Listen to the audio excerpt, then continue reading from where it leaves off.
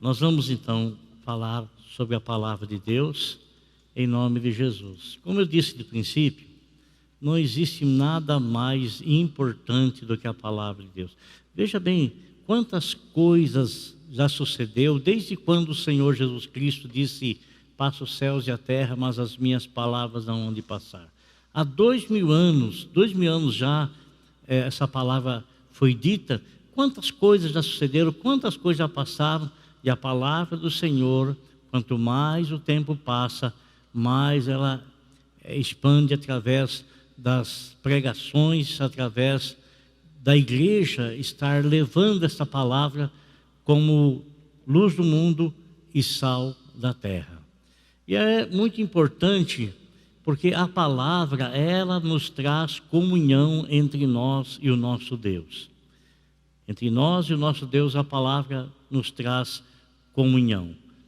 E é imprescindível, quer dizer, a necessidade do cristão, de nós como servos do Senhor, podermos ter conhecimento da palavra. Logicamente que por mais que você estude, por mais que você procure conhecer, é uma coisa, ela é contínua. Conheçamos e prossigamos em conhecer ao Senhor. E nós seremos ensinados pelo Senhor durante toda a eternidade, a grandeza de Deus, o poder de Deus, a majestade de Deus, porque Ele é infinito, infinito. Então nós seremos ensinados e passaremos a eternidade conhecendo a Deus. Vai haver dentro do homem esse desejo incansável de conhecer e conhecer e conhecer e prosseguir conhecendo o Senhor. E é muito importante, irmãos, também a gente ter comunhão com Deus através da palavra. Através da palavra. Porque quando você tem comunhão com Deus, a palavra, ela se torna viva. Se torna viva. Você tendo comunhão com Deus, a palavra se torna viva. A letra sozinha ela mata, mas o Espírito vivifica a letra, né? Vivifica a letra. Então, o conhecimento e a comunhão que nós devemos ter com Deus, ela vem da palavra, quando essa comunhão não tem absolutamente nada que venha cortá-la, que venha impedi-la, que venha tirar de nós essa ligação. E a única coisa que pode tirar de nós esse contato, essa comunhão, chama-se pecado. O profeta disse que o pecado faz separação entre nós e o nosso Deus. Nenhuma outra coisa. Eu li para vocês no início aqui o que está escrito em Romanos, né? No capítulo 8, o apóstolo São Paulo falando de todas as situações que ele até o momento tinha atravessado, até o momento ele tinha passado. E ele diz que nada consegue nos separar do grande amor de Deus que está em Cristo Jesus. Nem tribulação, nem potestade, nem anjos, nem demônios, nem altura, nem profundidade, absolutamente nada. Nada consegue nos separar do grande amor de Deus que está em Cristo Jesus. Mas existe algo que corta a nossa comunhão. E é algo que infelizmente, muitos de nós têm deixado isso penetrar na nossa vida, deixado isso fazer parte da nossa casa. Quando nós estamos ali com a nossa TV ligada num programa que não traz nenhum proveito, ao contrário, desperta em nós coisas indesejáveis da parte de Deus. Coisas que a nossa carne às vezes deseja e vai tendo uma abertura. Então, a Bíblia fala assim, que sem a santificação ninguém verá o Senhor. Ninguém verá o Senhor sem a santificação. E muitos de nós hoje não estamos mais tendo medo do pecado. Não estamos. A igreja hoje, infelizmente, ela está se abrindo, aceitando tudo aquilo que o Senhor rejeita, ou talvez seja um exagero da minha parte dizer tudo aquilo, mas uma grande parte de coisas que o Senhor não aceita, a igreja está aceitando. Consequentemente, a igreja está se identificando mais com o mundo hoje do que com o seu Senhor. A igreja, ela está se identificando mais com as coisas mundanas do que com o seu Senhor. Identificar-se com o Senhor é você ser santo. Sede santo, porque o vosso Pai que está no céu é santo. Né? O vosso Pai que está no céu é santo. Então, a Bíblia, a palavra de Deus nos mostra que quando nós começamos a cometer o pecado, nós vamos perdendo a graça de servir o Senhor. Nós vamos perdendo a força de servir o Senhor. Nós vamos perdendo o desejo de servir o Senhor. Nós não vamos dando importância mais para as coisas espirituais, porque nós não temos mais cuidado com a nossa vida espiritual. Olha, irmão, eu quero falar sobre algo que aconteceu no passado. Para isso eu quero ler um versículo aqui da palavra de Deus, que se encontra em 1 Reis, no capítulo 18, no verso de número 30, que está escrito assim. Se você não quiser abrir a Bíblia, não tem importância. Você, meu amigo que está nos assistindo aí, você pode apenas ouvir o que eu vou dizer, sem ler aí a escritura na sua Bíblia. Então Elias disse a todo o povo: aproximem-se de mim. O povo aproximou-se e Elias reparou o altar do Senhor que estava em ruínas. E Elias reparou o altar do Senhor que estava em ruínas. Você já viu algo em ruínas? Eu me lembro que quando nós fizemos uma viagem missionária, fomos lá para Marrocos, depois para a Espanha, e nós fomos visitar alguns lugares na Espanha, fomos visitar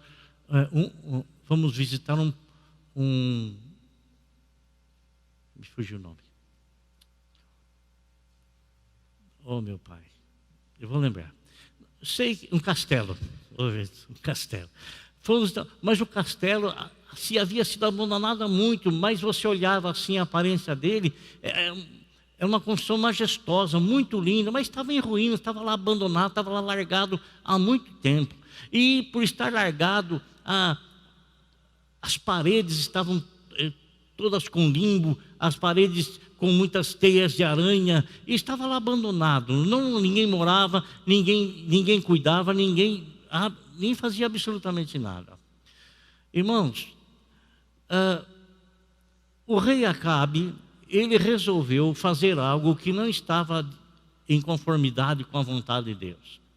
Sempre quando nós fazemos algo que não está em conformidade com a palavra de Deus, nós vamos ter consequências na vida espiritual. Nós vamos ter. Ele havia sido avisado por Deus para que não imitasse a Jeroboão, que foi o rei antes dele. E o que Jeroboão fez? Os pecados de Jeroboão. Jeroboão, ele liderou o povo e levou o povo a deixar de amar a Deus, a deixar de cultuar a Deus, e Jeroboão fez para si mesmo uma religião e fez com que as pessoas o seguissem, levando-os a se distanciarem de Deus, a se afastarem de Deus. Acabe, sucessor dele, foi pelo mesmo caminho, muito embora sendo advertido por Deus, como Jeroboão também o foi. Eles não cometeram coisas na inocência, eles sabiam que eles estavam desagradando a Deus, eles sabiam que eles estavam fazendo aquilo que não era de acordo com a vontade de Deus. Isso chama rebelião. Rebelião é você se levantar contra algo, sabendo, principalmente quando diz respeito às coisas de Deus. Você é um rebelde quando você sabe que não é para você fazer. Eu sou um rebelde quando eu sei que não é para mim fazer, que não é a vontade do Senhor fazer, e que eu faço menção de servir, mas mesmo assim eu realizo aquilo, eu faço aquilo, sabendo que não está de conformidade ou em harmonia com a vontade de Deus. Então eu estou em rebelião. Não é inocência, não é aquilo que Paulo diz, que Deus não leva em conta o tempo da inocência, né? Deus não leva em conta o tempo da inocência, da ignorância, mas a partir do momento que eu tenho conhecimento, eu estou ajo de maneira contrária àquilo, então eu não sou mais inocente, eu já vou ter que arcar com as responsabilidades e consequências que virão sobre a minha vida. Acabe, meus irmãos, ele casou com uma mulher que não era do seu povo, não era de Israel. Havia uma advertência de Deus para que o rei não fizesse isso. Ele foi lá, ele achou Jezabel bonita, né? Ele trouxe Jezabel, quis ampliar o reino dele, trouxe Jezabel para Samaria, que era a capital do reino de Israel, né? Jerusalém era a capital do reino do sul, e a capital era Jerusalém, e capital do reino do norte era Samaria. E ele então veio, casou-se com ela, e sabe o que ela fez? Ela introduziu em Israel os deuses os quais ela amava e adorava na terra dela, os Baalins, imagens de escultura, e ela trouxe 850 sacerdotes, 450 que eram sacerdotes de Baal e 400 que eram sacerdotes de Azerá. Consequentemente, irmãos, ela dominou o marido dela. Olha, existe uma máxima por aí, e onde diz assim que o marido é o cabeça, mas a mulher é o pescoço. E isso acontece verdadeiramente na prática. Conversando um dia com um general, ele disse para mim assim, general era alguém de posição que tem muitos, não apenas soldados, mas oficiais debaixo da autoridade dele, né? E ele disse para mim, olha, lá no quartel eu mando, mas quando eu chego aqui em casa, a mulher que manda em mim. A mulher que manda em mim. Ele falou sincero assim, abrindo, e realmente isso acontece na prática. Não é que ela ordena, não é que ela manda, não é isso, né? Mas sempre no diálogo, sempre na conversa, a mulher tem sempre muito mais argumento do que os homens. Sempre muito mais. E o homem, na sua grande maioria, não gosta de dialogar muito, de conversar muito. Ele é mais na prática. Mais na prática. No fazer, no realizar. A mulher não. A mulher, ela é mais no pensar, né? Às vezes você está conversando, isso acontece, estou conversando com minha esposa, e ela começa a falar uma coisa, depois ela fala outra, aí eu já fico com a cabeça assim, mas é isso, aquilo outro, né? Porque é assim, está ali, né? Está ali. Maneira diferente do homem. Bem, e essa mulher, ela dominou o marido dela. E ela levou o marido dela a abandonar totalmente a vontade de Deus, a palavra. Ele nem quis mais saber. E ele fez com que toda a nação, fez com que todo o povo o seguisse. E quando isso aconteceu, o Senhor mandou Elias trazer um recado para ele. Diga para ele que não vai cair um pingo de chuva, nem orvalho na terra dele. Durante 3 anos e meio isso aconteceu, irmão. E durante esses anos todos, quando o povo servia a Deus, o povo oferecia sacrifícios no altar de Deus. O povo, eles tinham comunhão com Deus, cumprindo aquilo que Deus exigia, pedia naquela época, naquele tempo, não mais hoje. Naquela época, naquele tempo. Então, o povo abandonou o altar do Senhor. Nem visita, nem abandonou. Seguiram as orientações do rei, da rainha. E a rainha começou a perseguir os profetas verdadeiros, né? Até mandou matar muitos dos profetas verdadeiros. E durante 3 anos e meio não caiu uma única, nem orvalho, a Bíblia fala, nem orvalho. Imagine como é que fica uma nação. Eram 10 tribos era o reino de Samaria, 10 tribos. Imagine você, o sofrimento dessas 10 tribos. Por quê? Porque haviam desobedecido a Deus. Se o povo que me chama, se o meu povo que se chama pelo meu nome, se humilhar e orar e buscar a minha face e se arrepender dos seus pecados e orar, então eu ouvirei dos céus, virei e sararei a sua terra. Irmão, Deus é um Deus de bênção. Olha, nós estamos num país abençoado por Deus, estamos num país que reverencia a Deus. Muito embora a gente tenha percebido, sim, Satanás tentando derrubar, tentando lançar a nação brasileira lá no chão, né? Para que deixar o povo na maior necessidade, para que através dessa necessidade os governantes, isso atrás, não é hoje, os governantes, mas isso que acontece, os governantes possam dominar em cima da necessidade das pessoas, fazendo com que as pessoas sejam totalmente dependentes do Estado e, consequentemente, o Estado ter domínio completo sobre as pessoas. Irmãos, Deus abençoa a nação brasileira. Deus abençoa, irmão. Deus abençoa. Olha que país maravilhoso que nós temos. Que país. Imagine você, amado irmão. Imagine você se nós estivéssemos num país onde não houvesse nenhum tipo de preocupação com Deus. Deus também não iria se importar conosco. Não iria. Porque não haveria oração a Ele, não haveria adoração a Ele, consequentemente Ele não seria invocado, consequentemente ninguém iria desejar ou buscar a presença dEle. E o que é que não vem das mãos de Deus, irmão? O que é que não vem das mãos de Deus? Se não chover, não tem o que plantar, não tem o que semear. Se não vir o sol, não há amadurecimento nas plantas, nos frutos das coisas.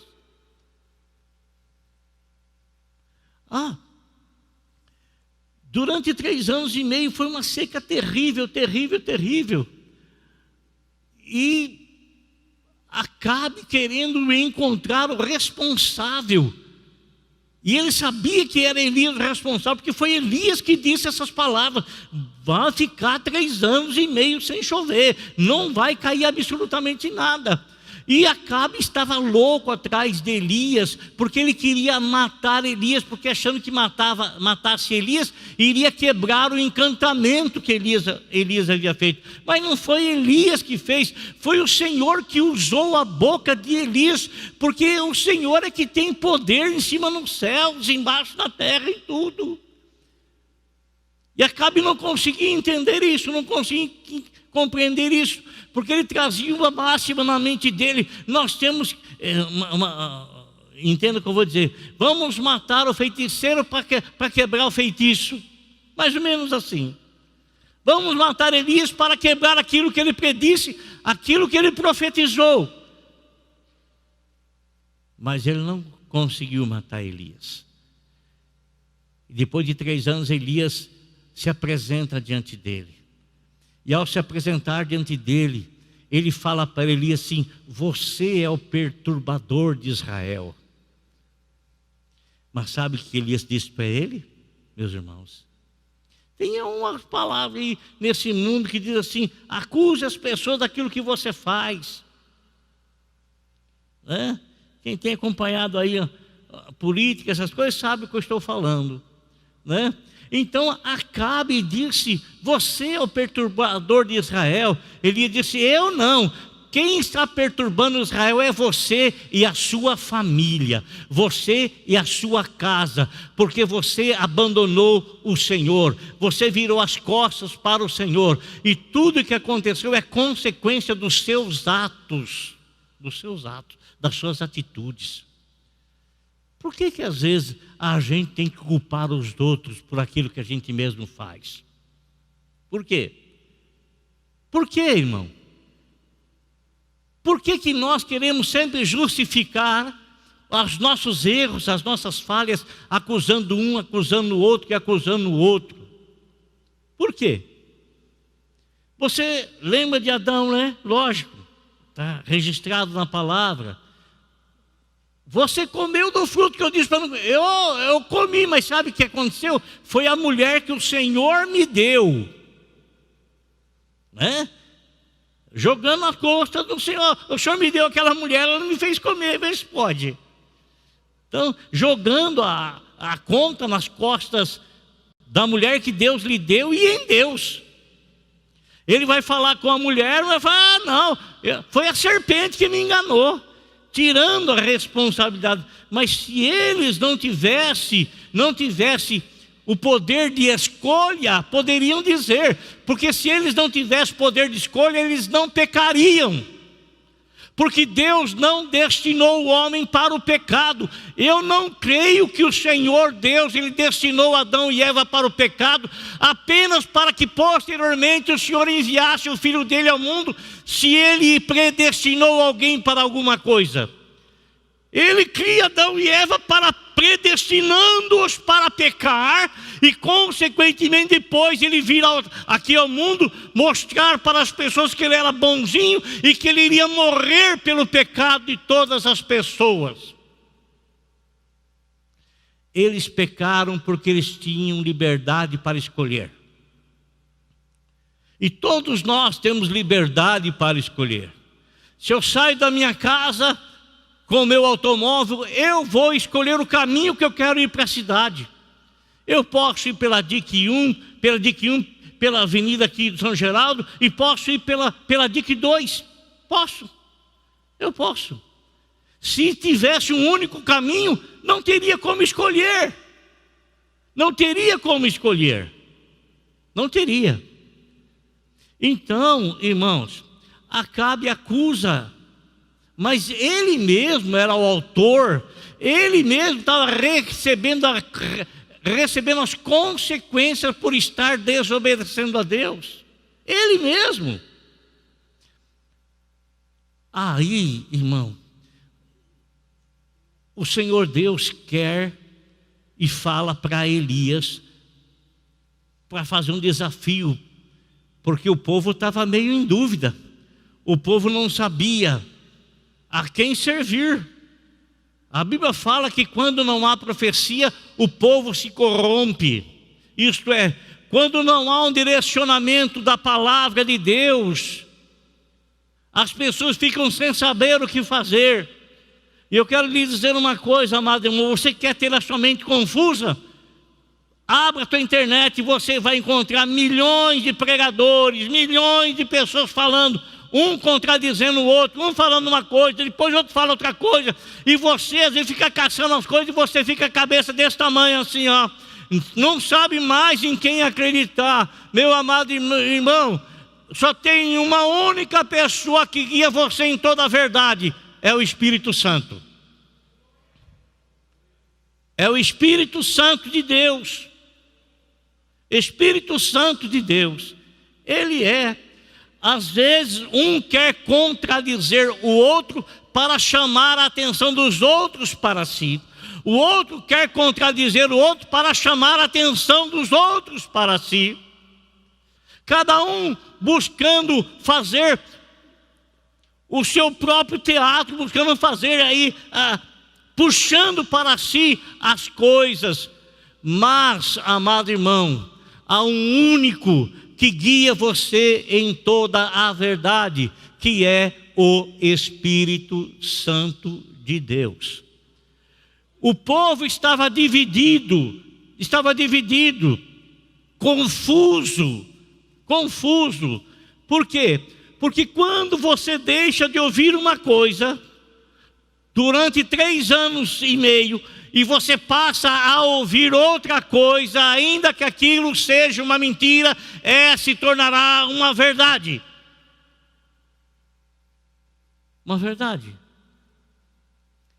O povo durante 3 anos e meio foi obrigado a deixar de servir a Deus,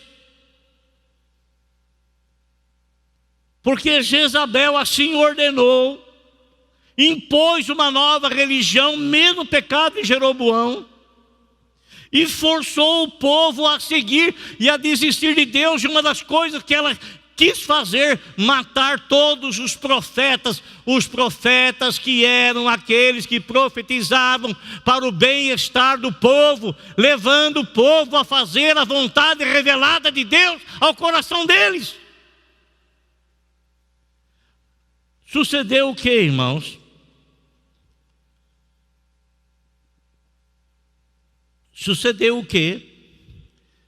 Sucedeu que ele falou para Acabe: vamos reunir lá no Monte Carmelo, traga todos os profetas de Baal e de Azerá, os 450 profetas de Baal e os 400 profetas de Azerá. Vamos fazer um sacrifício,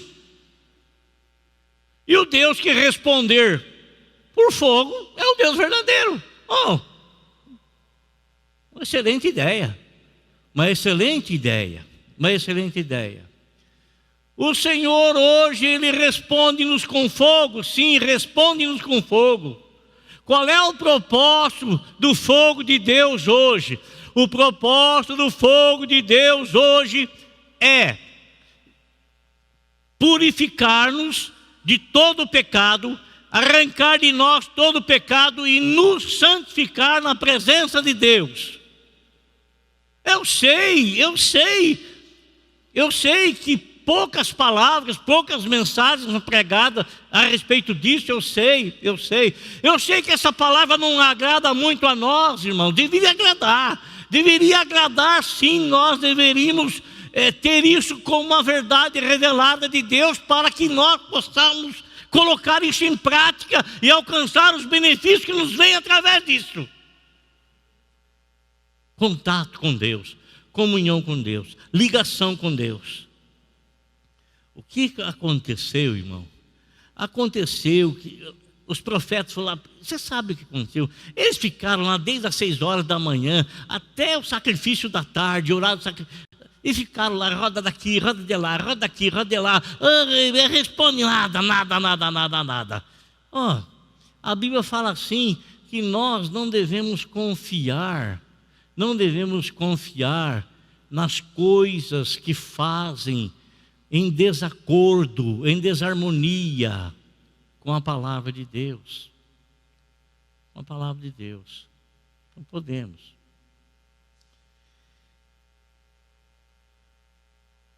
E eles não conseguem, eles começam a se cortar, mostrando sangue. Quem sabe Baal vai nos responder. Eles estão, nada de responder, não existe. O Baal era uma imagem de escultura, tinha olho, mas não via, tinha boca, mas não falava, tinha nariz, mas não cheirava, tinha mão, mas não apalpava, tinha pé, mas não andava, tinham que carregá-lo de um lado para o outro, tinham que estabelecer em um determinado lugar, e dali ele não saía, chovendo, podem os passarinhos sentar na cabeça dele, podem fazer cocô na cabeça, e não sai dali, não tem como. Se mexer, quebra. Como é que uma pessoa tem a capacidade de acreditar num objeto feito pela mão humana, sendo que um dos mandamentos do Senhor é esse: não faça para ti, olha o que Deus fala, não faça para ti imagem de escultura, nem semelhança alguma do que é em cima nos céus, nem na terra, nem nas águas, não se curve diante delas, não lhe preste culto. Isso é palavra de Deus. Isto é palavra de Deus. Palavra de Deus. Você acha que tem alguma coisa que desobedece isso? Você acha que tem alguma dita religião que desobedece esse mandar do Senhor?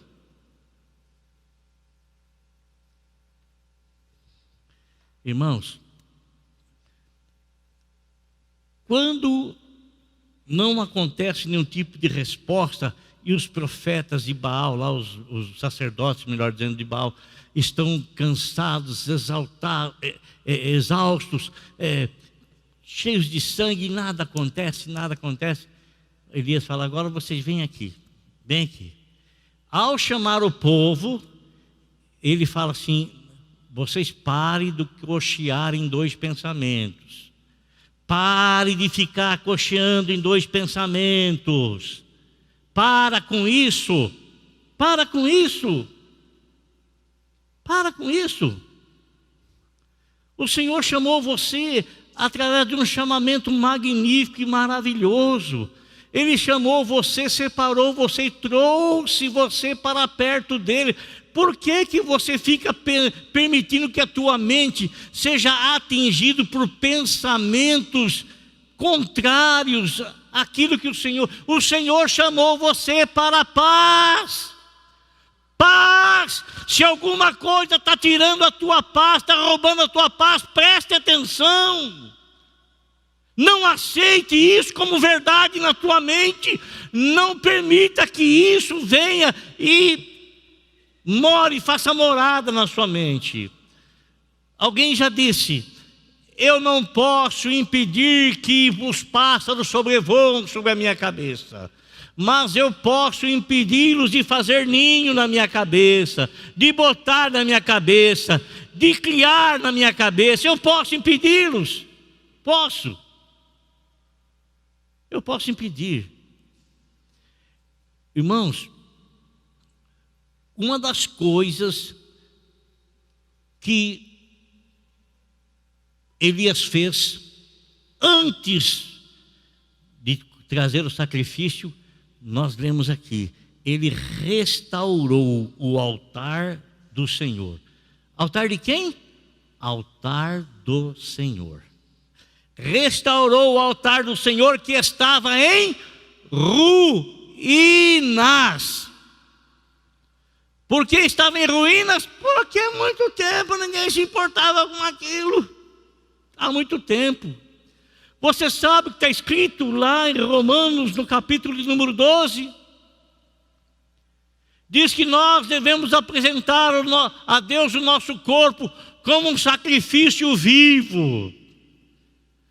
Sacrifício vivo, santo, santo e agradável a Deus. Então, se é santo e consequentemente isso agrada a Deus, o que não é santo não agrada, porque não há conexão. Não há conexão, não há ligação. A linha está interrompida. Então a primeira coisa que ele fez, meu irmão, foi restaurar. Não tem como eu ter comunhão com Deus se não houver uma restauração no meu coração. Eu posso ter me convertido, mas quem sabe no passar dos tempos, no passar dos dias, eu não fui dando mais importância de vida. Eu não fui mais me guardando, eu não fui mais protegendo a minha vida, eu não estive mais zelando pela minha vida espiritual, não estive mais cuidando da minha vida espiritual. Consequentemente, eu perdi o sabor, perdi a graça, perdi o zelo, perdi a vontade de servir a Deus. Perdi a vontade de servir a Deus. Eu vou na igreja por ir. O pastor está pregando, não presta atenção.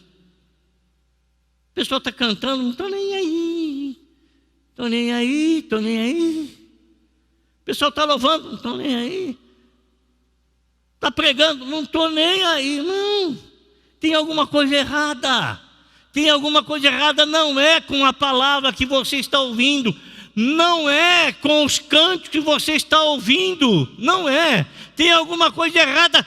Porque a palavra é santa, justa. Os louvores que agradam e engrandecem a Deus não estão alcançando a tua alma. Tem alguma coisa errada e não é com a palavra. Não são com os louvores. Tem um bloqueio. Tem uma linha cortada. Tem uma linha cortada.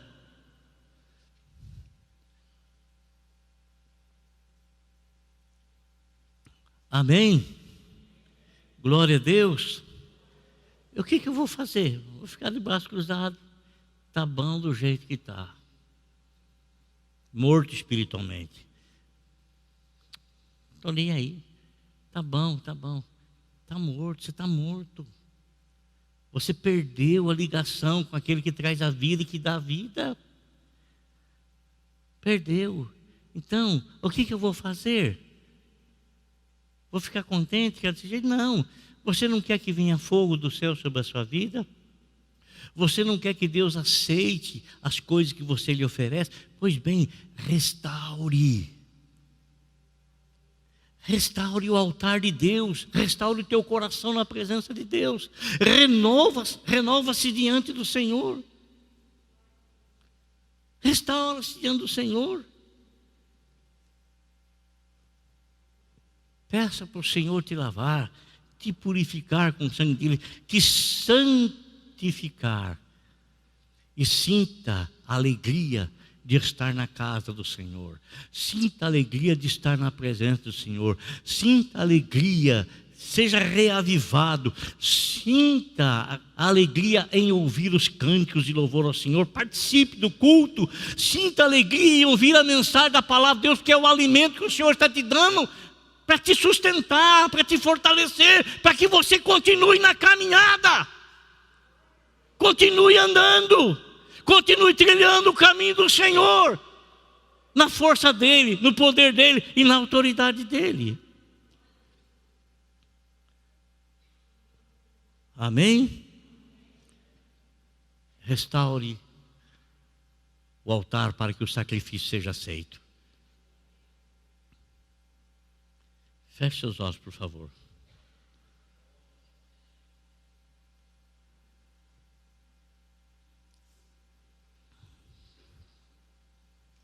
Glória a Deus.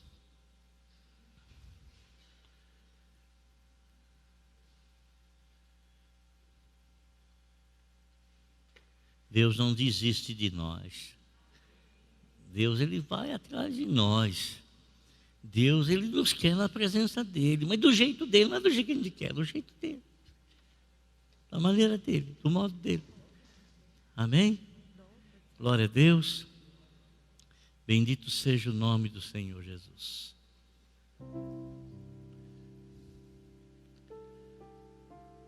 Meu amigo, você que está nos assistindo, tenho esperança em meu coração que a palavra pregada tenha encontrado guarida na sua vida.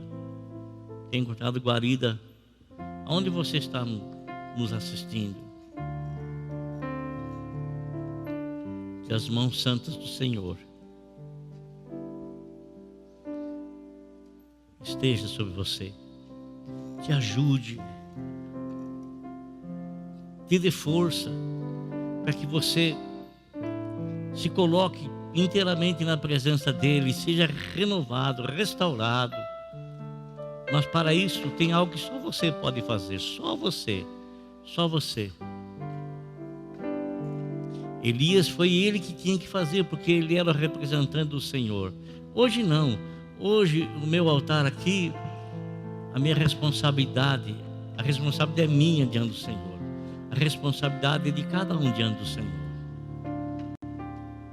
Que Deus te abençoe grandemente. Que você seja renovado pelo sangue de Jesus Cristo. Que você seja restaurado pelo poder da palavra do Senhor. Em nome de Jesus. Senhor, obrigado pela vida dos meus irmãos que estão aqui conosco. Todos eles, sem acepção, sem distinção. Ajuda cada um, Senhor. Ajuda cada um, Senhor meu Deus, na jornada. Ajuda-nos, ó Deus. Ajuda a igreja na caminhada, cabeça. Ajuda a cabeça. Ajuda.